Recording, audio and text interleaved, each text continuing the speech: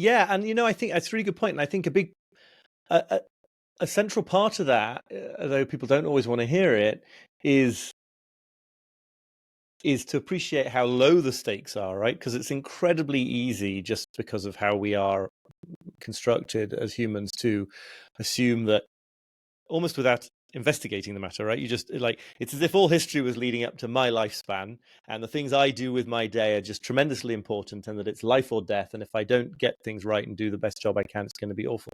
Now, in certain contexts, there are ways in which we do need to do things, right? You need to keep a roof over your head. You need to meet the requirements of a job if you're working in a job. But on that existential level that says, if I don't do all this stuff really well and at a huge quantity, then on some level I kind of don't have any right to exist. This is a very prevalent view among the kind of people that get labeled insecure overachievers, to use the psychological term that lots and lots of people I talk to seem to resonate with. And it's this notion that, like, you'll be a terrible person if you don't, on some level, right? If you don't get to the end of the day and are able to say that you've really been incredibly productive. And when you just sort of turn all that down, when you see how irrelevant in the scheme of things it is whether you do a good job of something, if you see that it's just not important to your self-worth, right? You have the right to exist regardless of what you do, and also not that important, in the terms of, on a historic timescale of the Earth. I find that, and I think anyone can find that, if I can convey this properly, not depressing, not a recipe for nihilism, but actually incredibly energizing, because then it's like, oh, okay, I can just do this. I can just try this.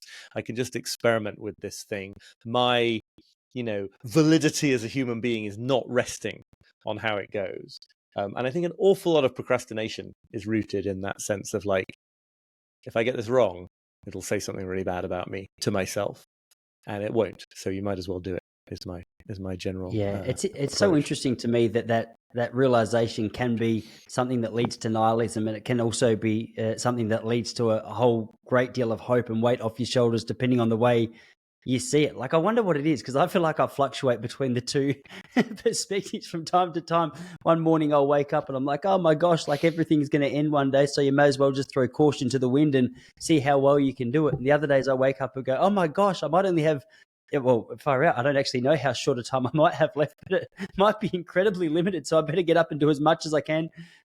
Or, I guess the downside of that is just do nothing at all, based on the fact that potentially all means nothing. But what do you think that is? Like, I know you've spoken to so many people. Yeah, it makes me think of a philosopher whose work I really admire, called Ido Landau, who points out that, like, the idea that if what you're doing doesn't matter for the universe, therefore it's not worth doing, is actually a very kind of, it's actually a really idealistic and absolutist viewpoint. That nihilism that says, like, nothing I do today is going to matter in 1,000 years, so why am I even bothering?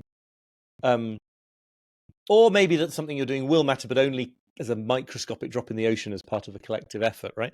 The idea that means that it's not worth doing actually depends on a definition of meaning that says things can only be valuable if they have that kind of reach through the centuries or across thousands of miles.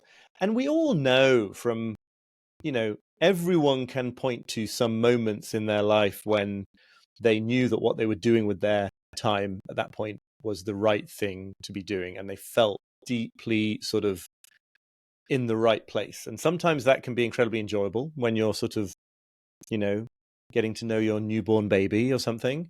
It can also be deeply stressful, also babies, but, it can be crises that are happening. It could be caring for a very sick older relative. It doesn't have to be fun, but there is that sense of, like, oh, this matters, and it's good that I'm using this bit of my time for this purpose.